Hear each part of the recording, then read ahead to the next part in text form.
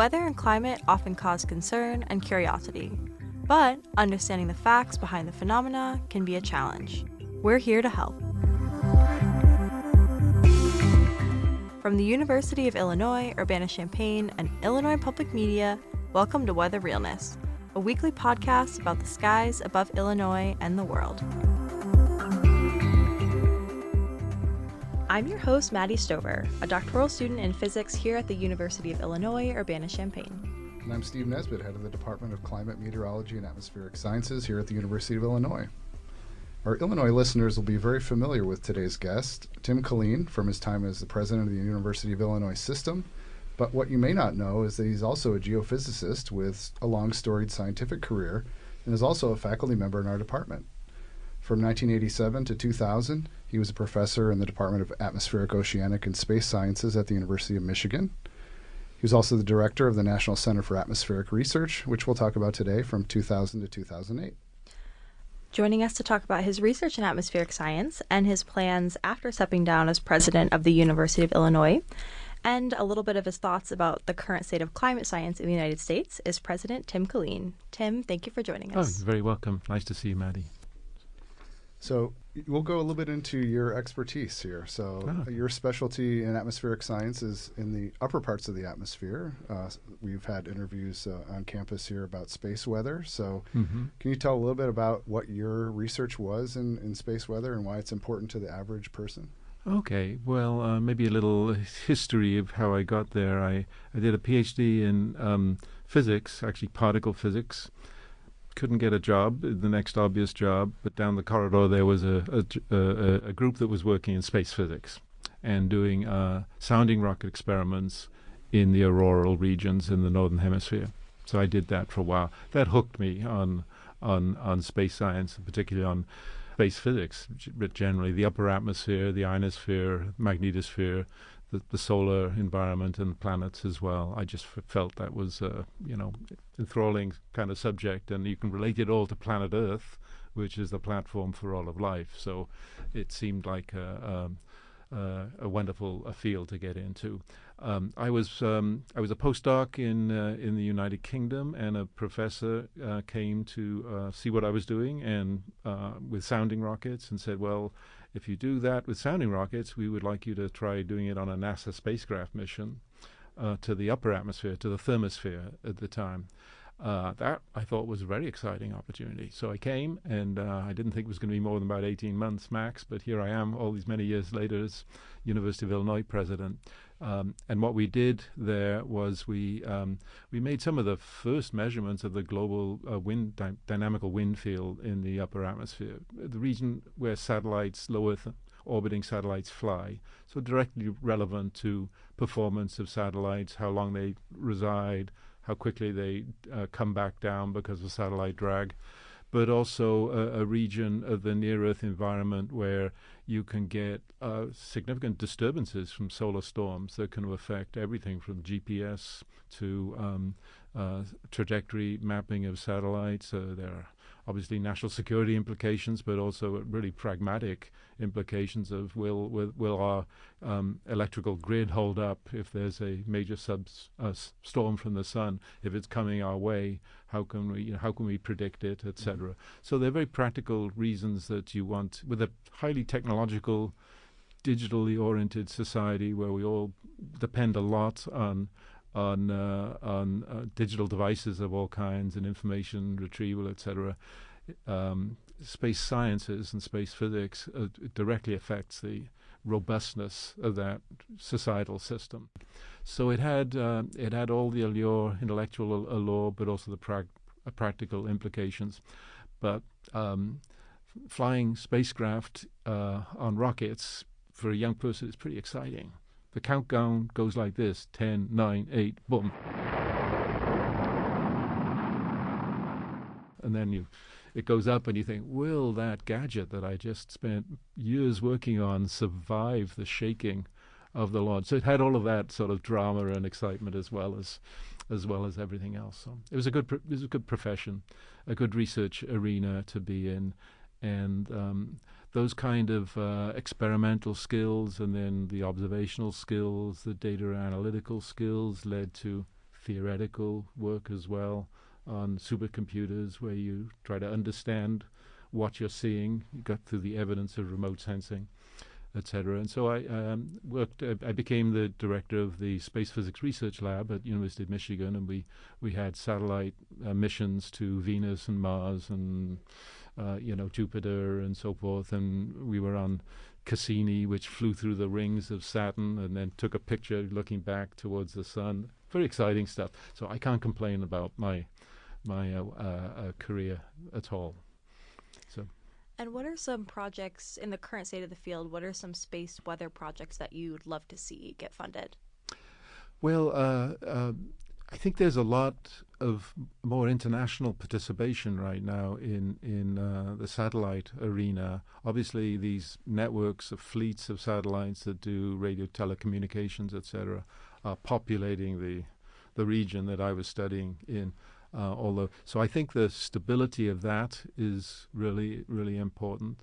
The future role of satellite communications with quantum is going to be something that I think is really coming of age very quickly. As you know, the University of Illinois is working in quantum computing, and part of the rationale for that is quantum computers can very quickly de-encrypt things, and they can do calculations of very complex geophysical situations and give results very quickly.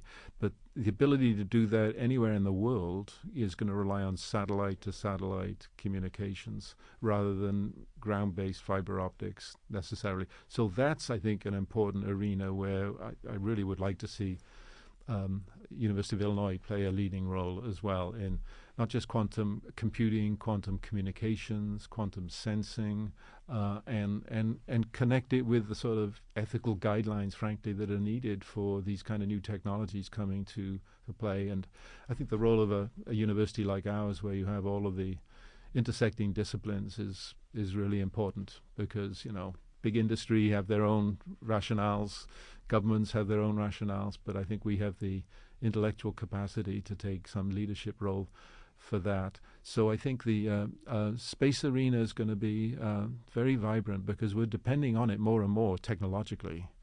And, I hope it never comes to pass that there's kind of conflict in the space environment, that it still becomes, remains a place of stability and equanimity and peace, so that satellites don't get shot out of the sky. So it's been that way for now, but I think we need to be cautious about the advance of technology in all of these fronts. My own field has been in remote sensing.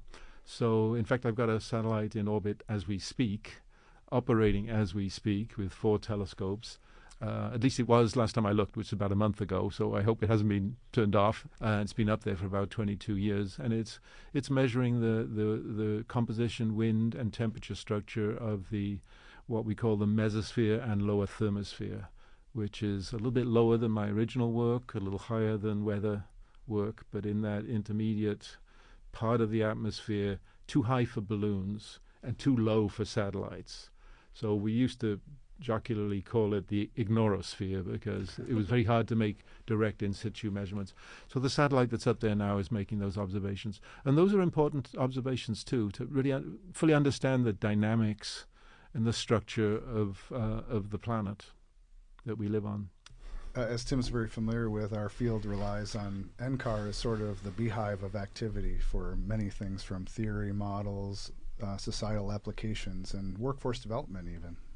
So really the NCAR, which you were the director of from 2000 to 2008, is a very important center that ties together a lot of different parts of our field. In a nutshell, can you describe NCAR and why it's important to the United States? Yeah, so NCAR was formed to support universities across the country that had atmospheric science departments and were unable to each instrument themselves adequately to take on the really tricky nonlinear problems. So NCAR was created in the early 60s, that time frame, as a place that would develop the kind of leading edge facilities that all of these universities could tap into and take advantage of. I think it's now over 100 and maybe even 120 universities who are members of the NCAR-UCAR system. So it was created for multidisciplinary work, the kind of work I was just talking about, to provide one-of-a-kind facilities that would be too expensive for individual universities to manage and to support. So NCAR did become the beehive. I think that's it became the place where you could develop high-performance nonlinear models of the Earth system in all of its complexity. Earth, biosphere, atmosphere, oceans, etc., and really build the capabilities there in support of the university community. And the professors at all these universities, and University of Illinois was a founding university for NCAR, one of the original founders, and benefited from that enormously in terms of access to facilities that were then managed on behalf of the whole national community, with a free and open opportunity. Now, it was funded by NSF, so an investigator would have to write a proposal to NSF to get access to the NCAR facilities, and that's how it operated, and very effective in terms of building that capacity, and really state-of-the-art, world-leading knowledge base for not just computation, but radar observations, satellite observations, balloon observations, global observations of extreme weather impact events, hurricanes, tornadoes, etc. NCAR developed some of the really important technologies that enabled weather forecasting to be as good as it is these days. The cold here today. Today, some sun, some flurries still possible. It's windy out there right now. Tomorrow. So tomorrow morning is when we expect the heaviest snow is going to fall from noon today all the way through 8 p.m. And so that it is going to be a really nice afternoon. That is, if you don't mind the windy conditions. And we will. Now, people laugh about weather forecasting not being perfect, but the precision of the forecasts have increased over decades. To a point where we all rely on them, and industry relies on them, transportation relies on them, etc. All of that has been driven by the fact that the whole national community said we need to have a place that can deliver the world-class facilities that we all need, and it's got to be accessible to all. That's been a very, very successful model in this arena of, I would say, space science as well. I mean, pioneering work was done on sunspots and on coronal physics and on solar storms. Pioneering work on wildfires, handheld devices that can help a firefighter out in the field know what might happen in terms of maybe it could be an outbreak to the left or to the right or something. So I mean, it's life-saving capabilities. And then many thousands of young investigators coming through and going back and teaching their students, in those universities. So it's been a huge success story, I think, for U.S. science, and it's put the U.S. at the forefront of the knowledge about how the metabolism of planet Earth interacts, and why it is the way it is, how weather works to move surplus energy to deficit energy regions, what's happening in the Earth's oceans, etc. So it's I often think that the Greeks had it right. The word geology is earth wisdom, right? Geo logos. I think so. We need wisdom about this is the one planet that supports all of our lives, right? Our livelihoods, etc. So we need to understand it as best we can. NCAR's been at the cutting edge of that for decades, and so I think it's a very important nodal location, and of course it's internationally renowned. So I was honored to be the director there for 8 years. We built new supercomputers, IBM machines, etc.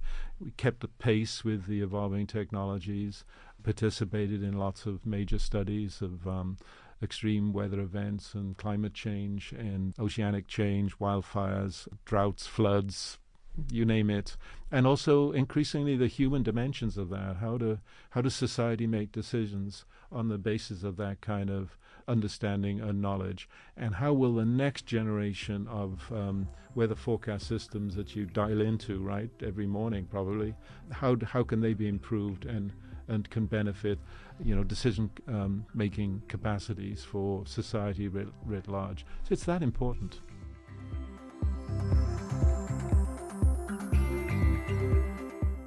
If you're just tuning in, you're listening to Weather Realness, the weekly podcast about climate and weather. We are joined by University of Illinois President Tim Killeen to talk about his research in atmospheric science and his thoughts on the current state of climate science in the United States.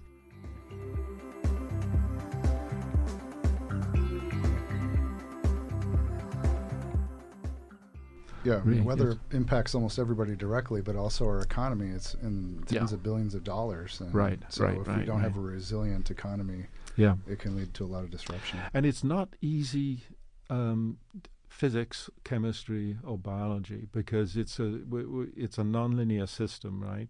There's chaotic activity and the atmosphere finds ways to move energy around, and everything's intensifying right now. I mean, in my lifetime, the sea surface temperature of the tropical ocean has gone up a degree Celsius or more, and that's like a lot of evaporation, a lot of latent energy pumped into the atmosphere. It's got to go somewhere, and so we need to understand what's going to happen, the likelihood of that, with a degree of precision that can influence good decision making in terms of infrastructure provision, in terms of robustness of transportation networks, buildings. So it's directly relevant to the way our society functions. So, unfortunately, the Trump administration has recently announced its plans to dismantle NCAR. The Trump administration says it plans to dismantle the National Center for Atmospheric Research in Colorado, which is the nation's premier atmospheric science center. The facility hosts 7 labs in Boulder, and according to science.org, 830 people work here, and we don't yet know exactly how they will all be impacted. What are your thoughts on current efforts to preserve the center, and do you think they'll be successful? That's a question, a timely question. There is a move to dismantle, is the word used by OMB, the Office of Management Budget, in the Trump administration, and it's not clear to me yet which pieces would move and where they would move and how it would function. So the optimist in me says this is not necessarily a closing of the scientific capabilities of the United States in this important arena that's only gaining in importance. Institutions do need to evolve, so I'm open-minded to, it could be made better, etc. But I have written letters detailing how the contributions, why the contributions are important, and how they're not just in the area of climate change prediction, but in all these other areas that I mentioned a moment ago. So I'm very hopeful that the university community and the business community will kind of look at this and say, well, we need that function. You want to rename it? Maybe, but we need the function to support and you mentioned the workforce development aspects of it too. That's incredibly important. The next generations are going to confront issues and problem sets that we haven't had before. So they need the tool base and the toolkit to be able to understand, to mitigate, to adapt, to be, to create a continually robust society where economic prosperity can be guaranteed for the future of our kids and their kids, etc. That is dependent on knowledge of the environmental stresses that are coming at us, and there are lots of them, and they're going to show up in not linear ways always. So we need a sophisticated understanding of this, and the United States has to stay in the intellectual leadership. Absolutely. It can't become a second tier, third tier to understanding the way in which the planet Earth functions and how it relates to humanity. That's a big kind of question right there. So, Tim, following your time at NCAR, you went to National Science Foundation in Washington. Yes. And you were the assistant director for geosciences there. Yeah. Obviously, a very important funding agency that helps coordinate research at universities and also at NCAR. Recently, NSF has had its own challenges. I have friends that were summarily kicked out of their office with very little notice. The NSF headquarters was switched to a different agency. Why is NSF important and as a bedrock sort of supporting science? And what are your thoughts on the current state of NSF and what it should do next? Well, NSF is an incredibly important, uniquely important agency for the United States. It created and developed in the post-war years to basically ensure that we were at the cutting edge of new knowledge in all fields: physics, chemistry, biology, etc., social sciences, engineering, and it's performed that job admirably for decades now, leading to many Nobel Prizes, many great discoveries, again, the educational attainments of generations of people. So National Science Foundation, I really honor that agency, and I was there for 4 years, and I was the assistant director for the geosciences, as you mentioned. So we had Earth, ocean, space, we had land masses as well, seismology. So when the Haiti earthquake happened, NSF went into action to ensure that we would be better prepared should there be further earthquakes that could damage buildings and human lives. So it's had, when the oil spill happened, I was there, and it was NSF that went out and actually made the observations that figured out where the oil was coming from, how much was there, and how, in many ways could be cleaned up. So NSF is fundamentally important to the intellectual vitality of the country and the technological capabilities. And I could go on and on and on about computation, engineering. Of course, my arena was the Earth system sciences. And yes, it's going through a patch now that's tricky and difficult. There was the first year led to multiple agencies being directly affected with the new administration, and NSF was not immune from that. I was encouraged to see the budget that was came from the Congress and passed by the president had NSF's budget decremented by only a few percent, maybe 3%, which is more of a haircut than a amputation. Now we'll see how that all works through. But again, it's fundamental to the United States. We have 4.5% of the world's population, so we've got to live off our wits. We've got to be operating at the intellectual cutting edge. And when I first went to NSF, I remember the deputy director there told me, I think he probably told this to everybody, is if you're operating, if your research is at the leading edge, the forward hemisphere is not gray, it's black. Because you're already probing the unknown of what is not known yet. So the United States has to do that because new knowledge is central to future prosperity and future economic development, and all kinds of things flow from that, livelihoods, discernment in decision making. It's all really incredibly important. So again, I'm a fierce proponent of the National Science Foundation and the other scientific agencies, and have worked extensively with them, but with NASA, as I mentioned, with the Department of Energy, NOAA. All of these agencies are really incredibly important to the intellectual vitality, but also the economic competitiveness of the United States. It's derived essentially from our ability to design, to create, to be entrepreneurial, to design, to innovate extensively, and all of that is jeopardized if you kind of unravel things that have proved their worth over time. Now, I'm not, proposing that we don't consider the future carefully. Institutions can evolve; they should evolve. Modern times are different; things are changing rapidly. But the National Science Foundation is like bedrock for the competitive positioning of the United States, which we're all vested in. Yeah. And so, kind of we're seeing some changes, potential disruptions to some of these more national scientific agencies. Where does that leave the role in of the university, kind of in this overall scientific enterprise? That's a question that's very much on my mind because we have a wonderful university here. It's called the University of Illinois System, 3 universities. We just passed the 100,000 student mark, so we now have 101,000 students. The enrollments have been growing. Research is vibrant and has been growing.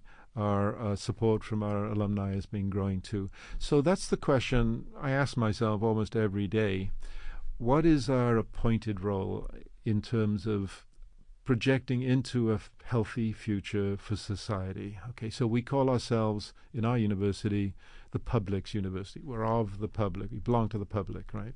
We're a university in a state. We benefit enormously from good alignment with state decision makers and strong public trust and confidence in us. And it's because we've kept our costs down, I believe. We've made our world-class educational opportunities attainable, affordable to the people of Illinois. I think we need to lead even more into the future.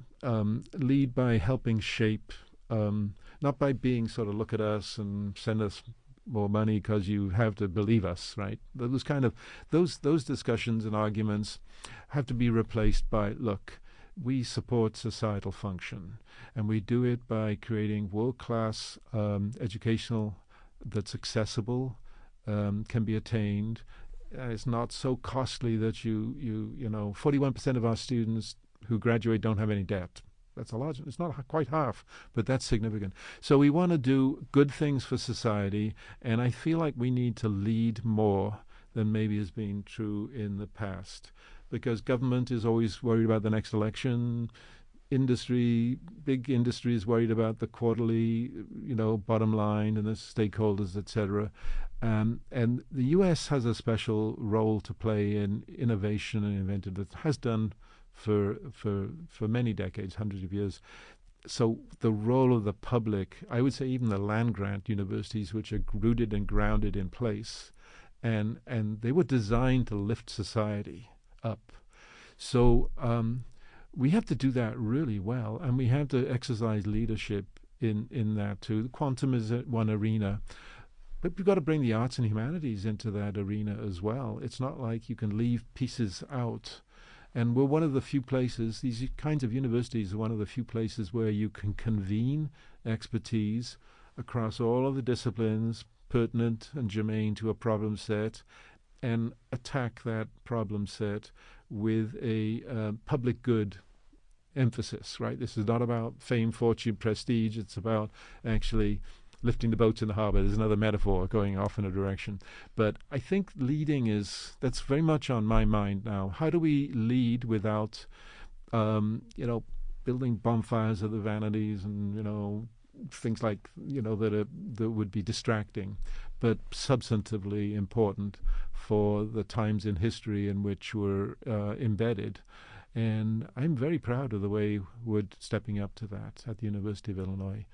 And that kind of intellectual leadership has to come with recognition that you can't do it all in one institution. Even such a thing as NCAR, as well endowed as it's been, cannot do it all. It had to partner. So partnering is incredibly important too. So authentic partnerships where you can roll your sleeves up and say, hey, we think this is important to work on together. Those things can move the dial rapidly. So it's a very interesting time to be a university president of such a place, to tell you the truth. Yeah, pinch myself every morning, yeah. So switching gears a little bit back into climate and sustainability, something very near and dear to your heart, having written a book recently on the topic and arranging for the Sustainability Congress last summer in Chicago, which was a great success. One of the things that sort of ties some of this together is that research itself is becoming more intensive with the rise of AI, data centers, and everything else. Mm-hmm. And so how does the U of I maintain its level of sustainability, but despite the fact that research is going to become more carbon intensive in the future? Oh, well, we have to work towards a carbon less intensive future. There's no question about that. Having been teaching these things for decades. You can take a lot of things on in life, but you can't take on the second law of thermodynamics. It's going to be there no matter what you do. So we have to move towards a low carbon economy. And the university has to model that as well. And we have plans to do that, to move in those directions. We just working on micronuclear as an option as well, which would be perhaps as much as 25% of the load of the big data centers are going to consume a lot of we need to worry a lot about the carbon intensity of that brave new world as well. I think one of our alums is the CEO of Bloom Energy. That's part of that solution, and very interested in seeing how that lowering of the carbon intensity for data centers can start to move forward more effectively. And I actually prefer the word, it's a mouthful, thrivability to sustainability, because sustainability as a term has become a little politically suspect in certain quarters. And if you take its literal meaning, it means that you can preserve some status, right? Some level. It could be a miserable status that gets preserved. It could be the Blade Runner movie, like forever, if you've seen that. Yes. So I like the word thrivability because it implies that it's going to be a future that is going to be one to enjoy for our progeny as they come forward. So I think that's universities like ours can play a leading role, particularly by partnering with other like institutions. So we're partnering with Brazil, we're partnering with Mexico, we're partnering in Southeast Asia, Singapore, in India, we're partnering in Europe, in significant partnerships where I would say sustainability is one of the common themes, cybersecurity is another common theme, energy utilization, healthcare delivery, inequities in healthcare outcomes, another common theme. We should be working on all of the above. And I do think that AI is going to be an important tool to assess, to take some of the sort of drudgery out of building these knowledge bases, but you still have to have the human being the expert there as well. Have we figured all this out? We're in the thick of it. We're living in historical times. So you alluded to U of I's plan to reach carbon neutrality. The plan is to reach carbon neutrality by 2050. What elements of this plan are you particularly excited about? And then what elements do you find maybe a little more challenging? Well, it's non-trivial, the whole thing about, transportation, buildings, smart buildings, keeping people warm in the winter, cool in the summer. All of these things are non-trivial, but we have expertise in all of the above. It's going to be a multifaceted approach. There's no single silver bullet, I don't think. I do think, as a physicist, both of us, I do think safe nuclear is going to come back significantly, quickly, because the small modular reactors can be put up, I gather, in a few years, 3 years, and so we want to be at a leading edge of that kind of thing. We're working with a company that's got an idea of 700 of these things. So cruise ships can have them, data centers can have them, etc. So nuclear will be a part of it. Renewables is already a major part of it. The costs have come way down. The costs of renewables have come down faster than anybody was predicting 15 years ago when I was, teaching in class and stuff. So I think that's part of it. Decarbonizing, is going to be like a hallmark of the next 20 years. And there are going to be jobs in that arena that will coming to the fore. And it's important that we educate the right kind of people who can drive that push forward. It's going to become increasingly obvious that we have to do it. So it may feel like we're in full reverse, but yeah, and I just hope that we don't go from crisis to crisis, that we use our engineering base, our physical understanding, our knowledge of economics and of decision making appropriately to move quickly into a lower carbon future. There's going to be a long tail of that, but we've got to get it down quickly at this stage. So kind of on the global stage to kind of get this carbon emissions down, the Paris Agreement is a landmark international treaty adopted in 2015 with the goal of limiting global warming to 2 degrees Celsius. The Trump administration has pulled out of the Paris Agreement. Kind of given this, what role does the U of I have to play in these international climate agreements like the Paris Agreement?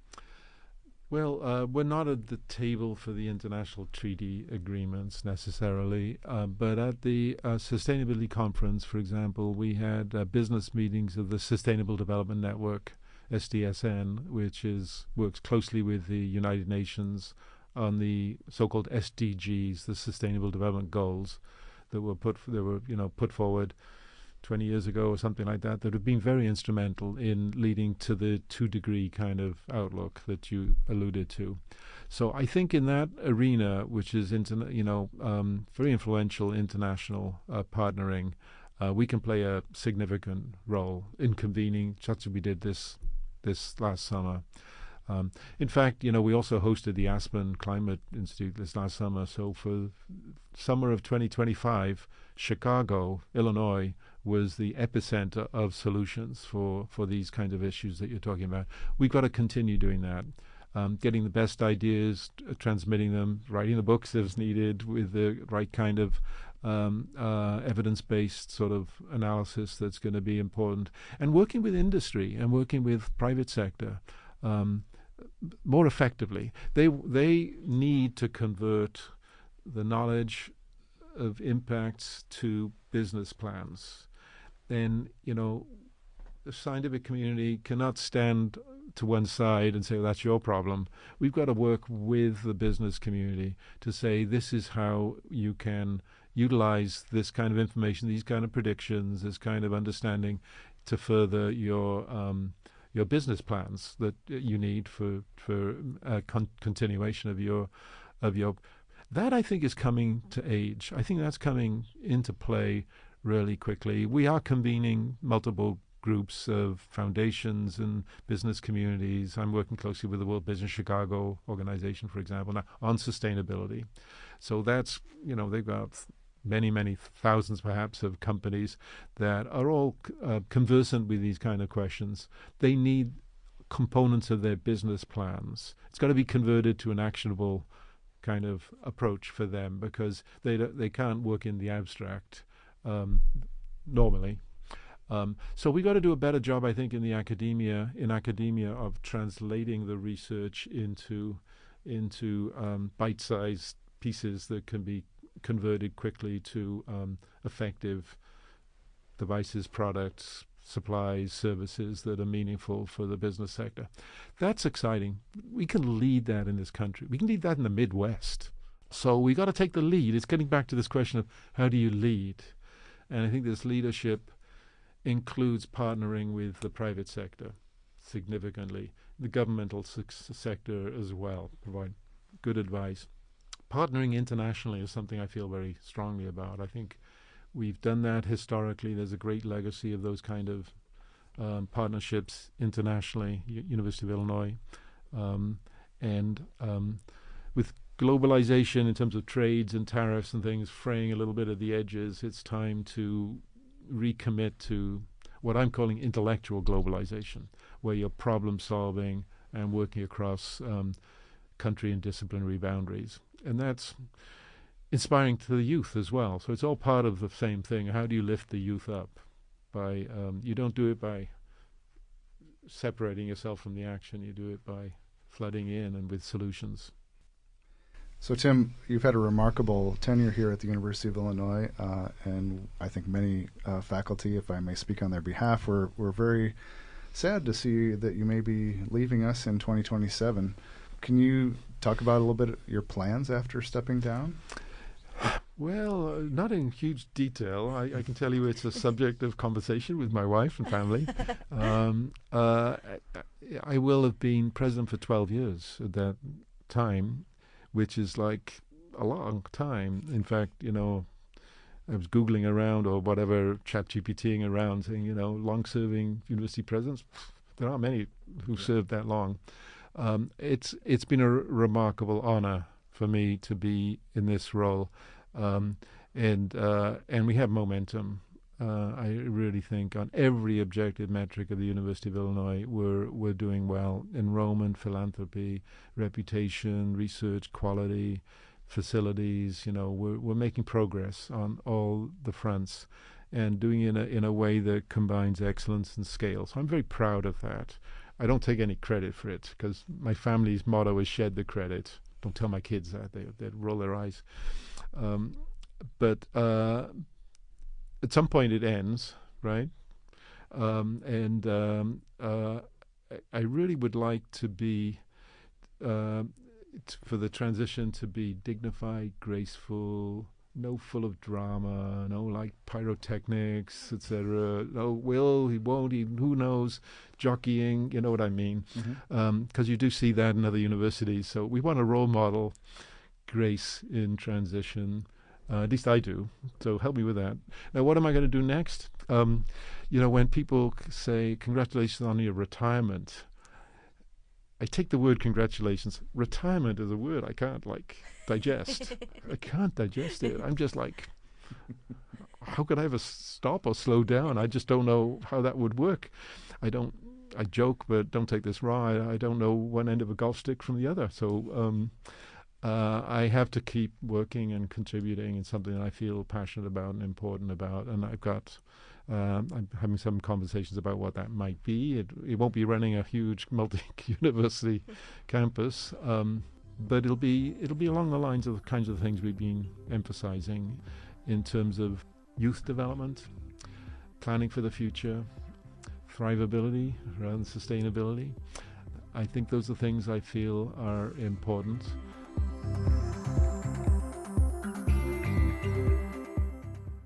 If you're just tuning in, you're listening to Weather Realness, the weekly podcast about climate and weather. We are joined by University of Illinois President Tim Killeen to talk about his research in atmospheric science and his thoughts on the current state of climate science in the United States.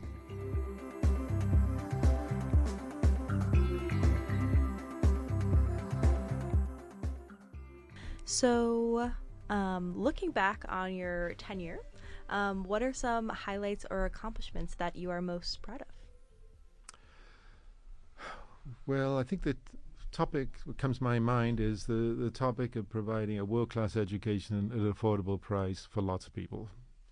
It's not easy to keep your costs down because every department, every college, every building, a lot of these deferred maintenance built in the 70s, but the board has been very supportive of the impetus we have to make our educational opportunity attainable. And we've grown by 25,000 students from the day I started. That's like adding another big university, right? So we've grown, but without any diminishment of excellence and quality. That I'm proud of. That may be hard to quantify. People will say, what's he talking about? But I'm proud of that because young people need that opportunity. And we've been able to do that, I think, over a 10-year period with a lot of challenges along the way. Oh, I'm also proud of COVID. I mean, the work that this university did for COVID, best in the world, saving lives, many, many lives, many neighbors who are alive now who would have. And we did that generously as well. We developed the IP, we gave it away to the world. It was in every school in the state of Illinois. So it allowed parents to stay working while if there was one kid sick in a classroom, everything stopped. The parents had to stop work. Test to Stay was something that was developed so I'm proud of that response to a global crisis as well. There are lots of things I'm very, very proud of. The team that's here is remarkable. The people of the University of Illinois system are just remarkable. And so remarkable, actually, that a bunch of them have left to become presidents elsewhere. I asked my chief of staff, how many people have we lost to presidencies or provorships? She said 19. So the talent pool here is remarkable. And I think we've weathered a lot. of issues. You know, budget. There was a budget deficit, a budget impasse, I would say. There was a pandemic, and now these changes of the federal landscape are very significant. Any specific plans for the remainder of your time?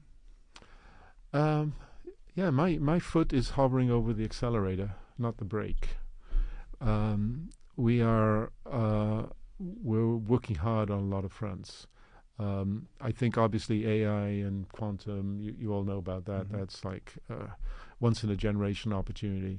DPI has been training like 5,000 young people to get, you know, the kind of technical jobs of the future. That's very exciting. We're just, you know, expanding that in Chicago. You see cranes in the air here. You know, there's scaffolding around the Union. There's a new building. We just opened the computer building in Chicago, and there's a drug discovery pavilion going up and in UIS. So we're modernizing the physical infrastructure of the three universities. We've got three wonderful chancellors who are working well together, and they're like a formidable force, and I mean that in the most positive way. We are not going to slow down at all. People talk about a victory lap. I react the same way I do with the word retirement. Not for me. That's not like my style. So there'll be plenty of time to celebrate accomplishments, but there's work to be done. There's definitely work to be done. And our applications are going up again for next fall. We had another round of constrained tuition. I'm going to go to the governor's speech next week on the state budget. We're recruiting faculty. We got a lot of deferred maintenance to worry about.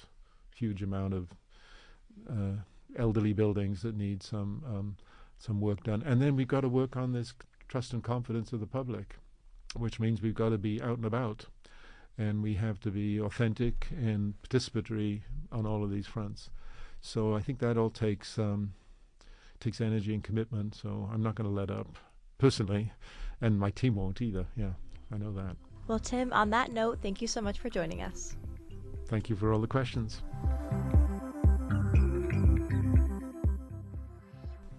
Tim Killeen is the president of the University of Illinois System. For those just tuning in, you're listening to Weather Realness, the podcast about weather and climate. I'm Maddie Stover. And I'm Steve Nesbitt. Have a weather or climate question you want us to tackle? Leave us a voicemail at 217-333-2141 or email weatherrealness@illinois.edu.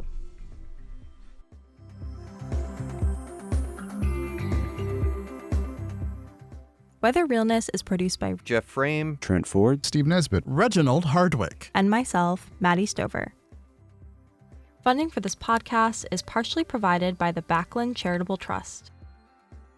Weather Realness is produced by the Department of Climate, Meteorology, and Atmospheric Sciences at the University of Illinois Urbana-Champaign and Illinois Public Media. We'll talk with you again next week.